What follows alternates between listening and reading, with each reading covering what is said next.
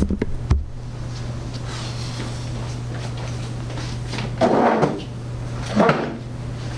everybody. Happy Monday. Okay, first thing is programming. Some of you obviously watched my programming message yesterday, but a lot didn't. Those who did, I am ordering the things you want. Somebody wrote about some books. I'll be calling you. What's happening this week? First of all, there is a heat and air quality warning for today, Monday, and tomorrow. And I'm still seeing a bunch of you sitting outside. This is not healthy for anyone. But apparently the ozone layer is bad, allergens are bad, plus the heat. So please stay inside. If you want to go out for a little while, fine, take a walk. Please have water with you. Otherwise, stay in the air conditioning, please. What's happening? Tonight there's Broadway's Project Sing Out with Cheetah Rivera, Audra McDonald. It's a fundraiser for something, but they have all these stars singing songs. Now, I'm just going to caution you that this is a live event, and I hope that I can get it going. I'll be starting it from home, so if it doesn't start exactly at 7, just bear with me. It will come. Opera this week is Faust from the Royal Opera House. We have Wednesday's matinee is Carousel from Lincoln Center. I've got Idina Menzel live Thursday night. Well, it's a recorded concert. Tony Bennett and Lady Gaga finally. James Taylor concert Saturday night. And then a variety of other programs. I did get a few calls about the Class Divided that I ran Sunday afternoon, which is a great lesson from Jane Elliott. There's an interview that she just did about racism, and I'm going to run that at some point. It's not scheduled right now for this week, but I will try to find a spot for it. Couple movies. We have The Wife with Glenn Close, Corpus Christi, which was a Best Foreign Film nominee, and it's very good. Okay, first things first, most important thing. Baseball's back. Thursday. For the baseball fans amongst us, including me, Thursday night, 7 o'clock is the Yankees and the Nationals, 10 o'clock is the Giants and the Dodgers. I'm very happy the baseball's back. It's a very limited season, but at this point, I'll watch any team. What's happening? Okay, we now have over 146,000 deaths in America from COVID.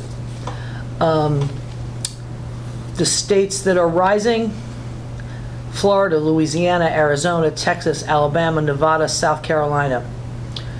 We had another 1.3 million people apply for unemployment last week. And in 2.5 months, we have 6 million more people on food stamps in America. Florida's ICUs are out of beds. And surprise, surprise, the federal government does not have enough protective equipment again. So they didn't learn any of those lessons. I want to address something that keeps coming up from the anti-maskers, and that is this idea that COVID is no worse than the flu. Well, yes it is. First of all, the flu has a vaccine. And the flu has a death rate of 0.1%. So far more people do get the flu between October and May in America than have gotten COVID in general. But that's over a 7-month period. People get it.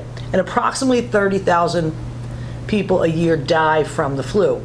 Most of those people have not taken a vaccination. That's the critical line between people who die from the flu and people who recover from it. For any of you who've had the flu, the real flu, you know that you can be down for the count for a week or two and just feel like hell. If you take the vaccine, even if you do get it, and many of us do get it even after taking the vaccine, if it's not exactly the right strain that year, whatever, it's a couple days and then you're fine. People who take the vaccine do not die of the flu unless they have major other problems, health problems. But again, the death rate is 0.1% of people who get the flu die. COVID, in 3 months, 143,000 people have died. That's far more than the flu. It has a death rate of 5.2%. That's just in the United States, by the way. And those numbers keep rising because of the lack of equipment, ventilation and ventilators, and frankly, the lack of a national plan from the White House. So I expect that those numbers will rise, and by September, I know the latest estimate, it'll be 250 to 300,000 Americans will die from COVID.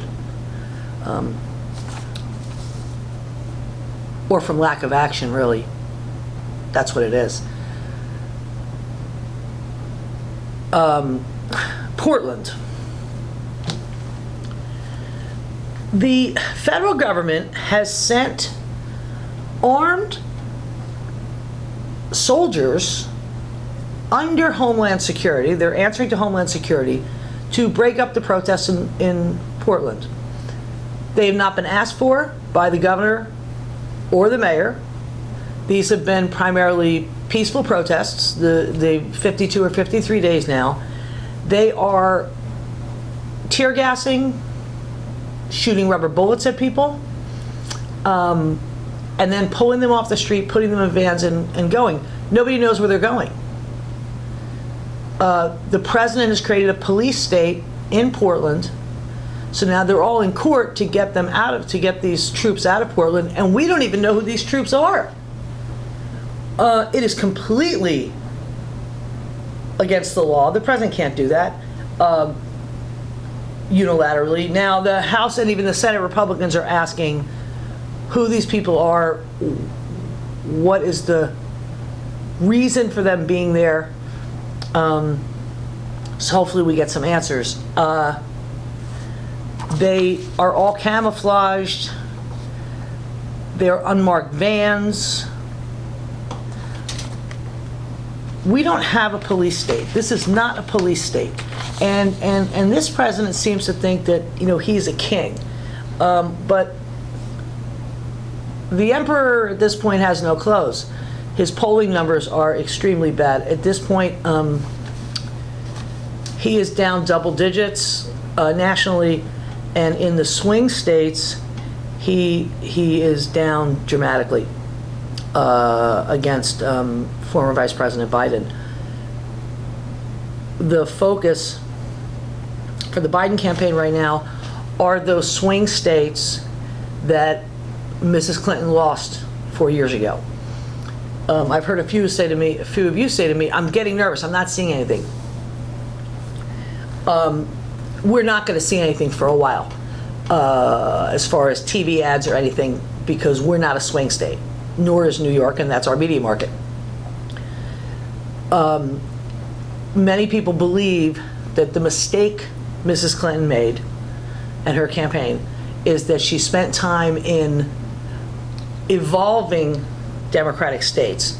When I say that, I mean North Carolina, South Carolina, Arizona. I'm forgetting one. But because the polling showed her ahead in the swing states, Michigan, Wisconsin, Pennsylvania, Ohio. So there were Senate races and House races and things going on in those other states that they thought they could lift. That is not what the Biden people are doing. The Biden people are spending money in Wisconsin, Pennsylvania, Michigan. They're also spending money in Texas. a lot more than normal, that the Democrat ever normally would, because there's a whole bunch of open House seats there that because Republicans retired, and Trump's polls are not good in Texas now. And now that COVID is rising in Texas to disastrous numbers of people coming down with COVID, and they're going to run out of hospital beds soon. There is a chance that even if the Democrats don't win Texas in the presidential race, we can take some of those House seats. So they are spending a little more money there, and they are spending some money in Alabama for the Democratic Senate race. But the focus right now for the Biden campaign is, in my opinion, where it should be: Pennsylvania, Ohio, Michigan, Wisconsin. Those are the electoral votes we need to move to get this one out of the White House. And actually, we need Pennsylvania, Michigan, and Wisconsin. Ohio would be a bonus, but that's what we need. So don't worry. They're doing what they should do. And then we'll start seeing ads, which will be more get out the vote ads come September, October, which is an appropriate way to spend money. I'm sure you've seen the news on it, but I actually watched the Fox News interview with Chris Wallace yesterday, Trump's interview. I really believe he's losing his mind. He's claiming he's not losing in the polls. He said he was not a fan of Fox News. Since when? The Fox News poll has the president losing nationally by 8 points across the board. He's saying that is a fake poll. He also, Chris Wallace asked him if he will accept the result of November's election if he loses. And he said, I have to see. I'm not going to just say yes. I'm not going to say no, and I didn't last time either. That's scary. Now, when they asked about the mental fitness of the president in the Fox poll, 51% did not think that Trump was mentally sound. 39% think Vice President Biden is not mentally sound. So the president, responding to that, said he took a cognitive test and he thinks that Joe Biden should take one, and that he aced it. Chris Wallace then said he had taken the same test, and he said it's not really hard. It's a picture, and they say, what's that? And you say it's an elephant.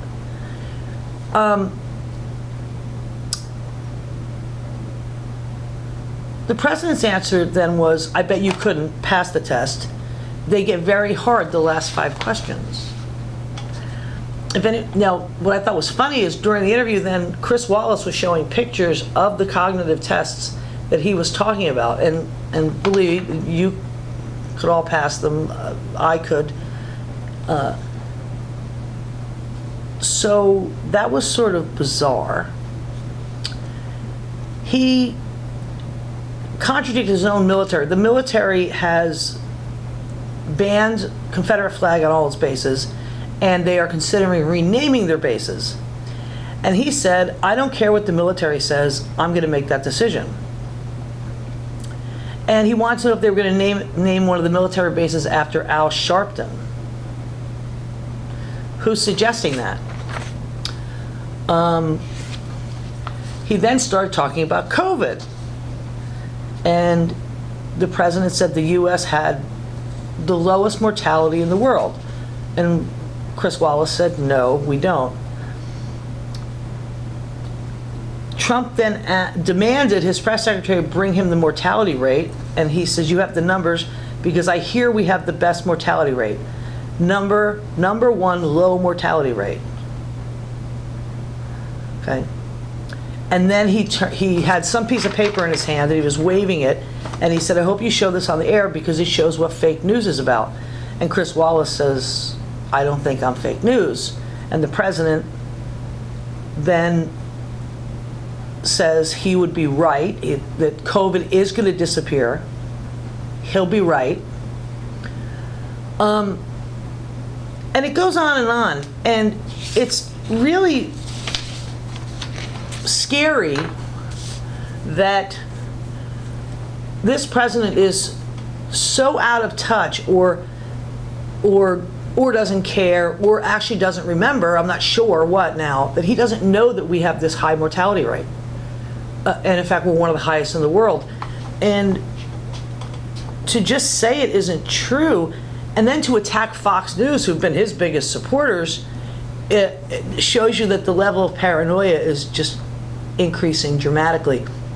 Part of this paranoia is coming from his obsession with these Republican groups that have formed against him. And I'm sure that you have seen them on the news. Most of their ads, they're not in our media market, but there are three big ones. There are Republican voters against Trump. They're running ads of actual people who were Republicans who had voted for him and are now saying why they're not going to vote for him again. Now, I happen to know that those ads are legit because one of my friends in California, when I alerted him to the fact that this group existed, he called them and he said he would be happy to do an ad, and he is a Republican. He'd be happy to do an ad, and they are setting one up. So I know that there are legitimate Republican voters who are sending these videos in. That's one of them, and that's being funded by, I think, Democracy in Action or somebody initially. Republicans for the Rule of Law. That's a group. Christie Whitman, our former governor, is involved with that one. They've got all these ads out. Again, they're all in swing states. And then the big one is the Lincoln Project, which was started by Steve Schmidt, who was John McCain's campaign manager and a lifelong Republican. There's some other a lot of Republicans involved in that group, but they're the ones that they're pretty much putting out an ad every day.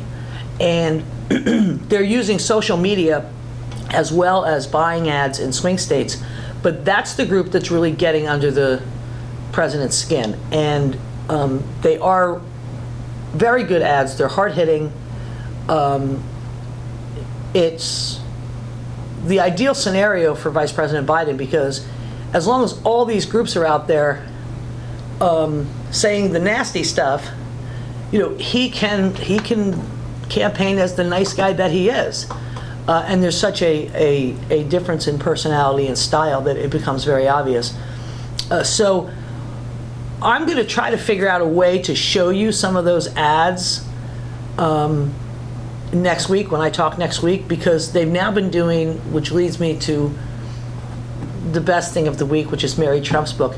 They've been doing every day an ad called Story Hour, and they've been reading excerpts from Mary Trump's book.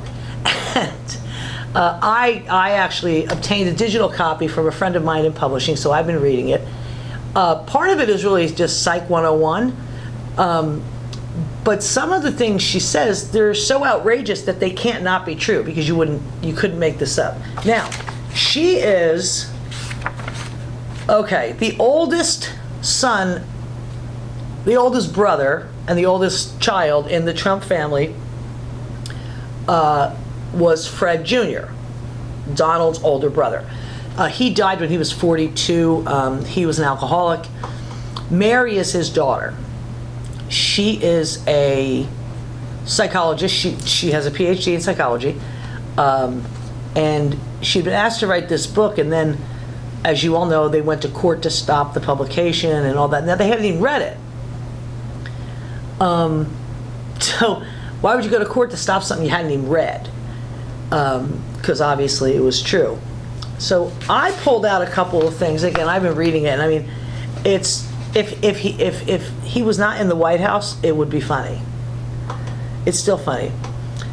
She writes something that I thought about when I first picked it up. It's in the very beginning of the book. It might be in the prologue. She says, the media failed to notice that not one member of Donald's family, apart from his children, his son-in-law, and his current wife, said a word in support of him during the entire campaign. And I went back and I thought about it, and that's true. And that is bizarre. Now, his one sister is a judge, so she can't, but his other brother, nieces, nephews, cousins, nobody was involved. She talks about how his campaign mirrored what she remembered growing up in the family. And she writes, I was reminded of every family meal I'd ever attended during which Donald had talked about all the women he considered ugly, fat slobs, or the more accomplished or powerful men who he called losers. That type of casual dehumanization was commonplace at the Trump dinner table.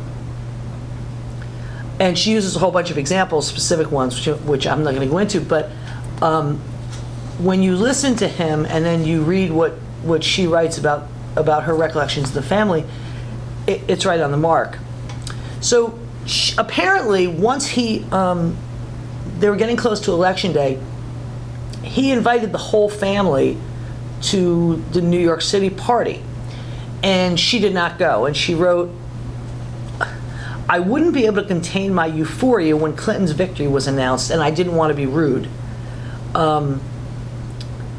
After he won and after the inauguration, she said the smallest thing, seeing Donald's face, hearing my own name, both of which happened dozens of times a day, took me back to the time when my father had withered and died beneath the cruelty and contempt of my grandfather. I lost him when he was only 42 and I was 16. The horror of Donald's cruelty was being magnified by the fact that his acts were now official U.S. policy affecting millions of people.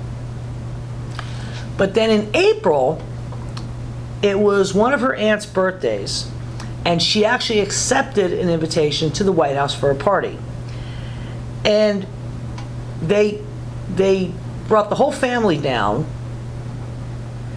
and they put them up at the Trump International Hotel in D.C. They were all comped for one night only. She says they were piled into two White House vans like JV lacrosse players. She said Pence kind of lurked in the background, quote, with a half-dead smile on his face, like the chaperone everyone wanted to avoid. Then they were toured, and they went into the Lincoln bedroom and everywhere. Dinner was brief. Mashed potatoes were on the menu,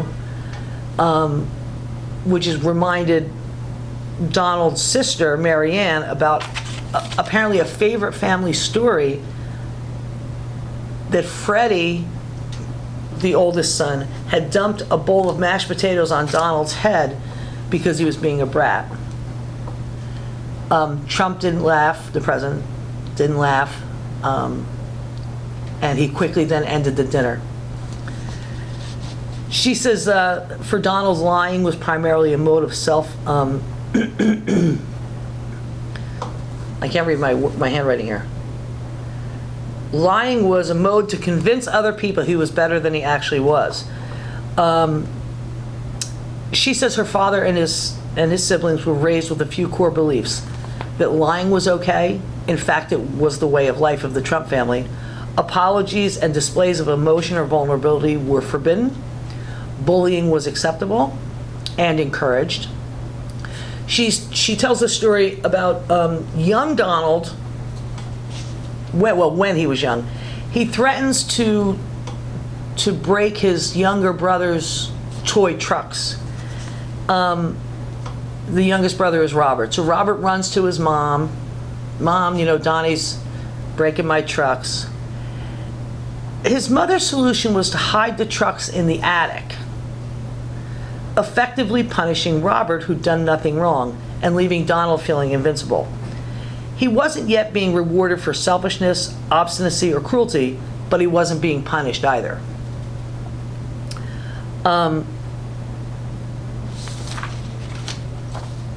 When Mary's father died, the oldest son, the grandfather disinherited Mary and her brother. And her uncle Robert, the youngest, said, your grandfather didn't want you or Fritz, or especially your mother, to get anything. When they threatened to sue for 20% of their grandfather's estate, the Trump family cut off their medical insurance that had been provided by Trump management since they were born. Her brother depended on that insurance to pay for his nephew's crushing medical expenses. He had some illnesses. William was out of the hospital, but he was susceptible to seizures, which had more than once put him into a state of cardiac arrest, and he wouldn't have survived without CPR. And he required round-the-clock nursing care. The response from the lawyer representing Fred Trump's estate, exact words, William's parents should learn CPR.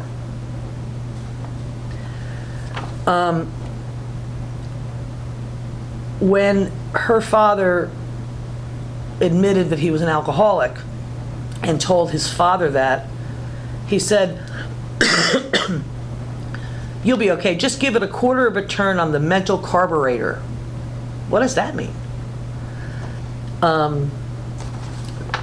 Donald's mother was frequently ill, and obviously there was some mental illness. She went through bouts of depression and things, and the father's answer was, oh, everything's great, you just have to think positive. So rather than getting her help, just have to think positive. And when she was asked why she was writing the book,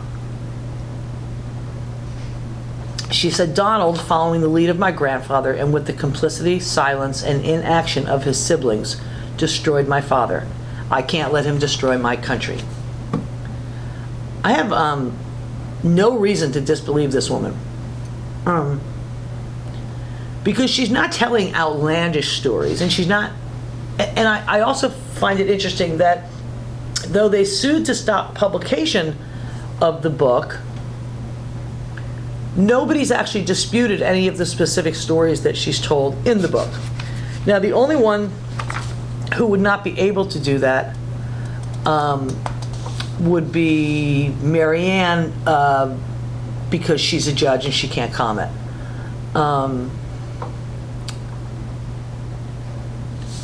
So I'm not totally finished with it yet, but I keep going back, and it is worth the read, and I will report more on it next week. It is fascinating. I keep going back and reading certain pages and just thinking, my God,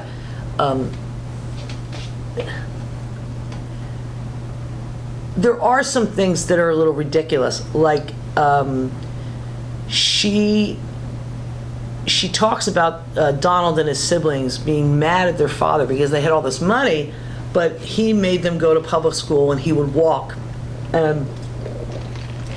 They all had to walk to school, like anybody, in a city generally does, certainly at that time.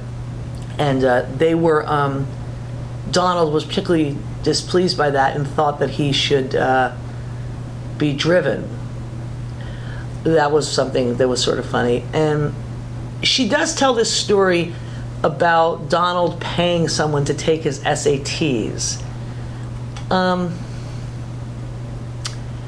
She is 17 years younger than him. Or 19.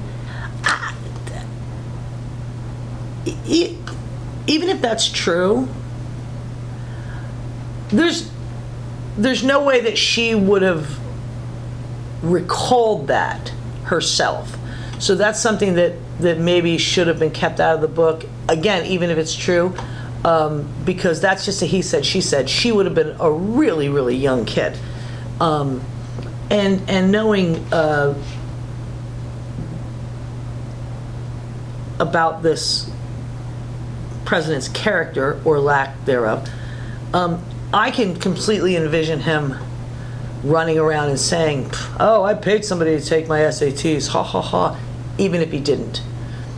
We know he's a braggart, and he probably would have thought that was cool, that he had the money and the foresight to have somebody do that. So that should have been left out.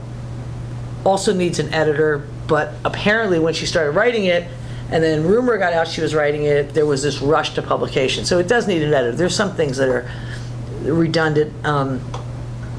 But the family dinner stories are great, and I'm going to read a couple of those specific ones next week. So that's what I have for everybody today. Stay well, wear your masks, socially distance, wash your hands. Call me if there's anything you want on the in-house channel or a specific movie. Somebody asked me for Blazing Saddles, so I just ordered that. And I will see you soon, I hope. Love you all and miss you.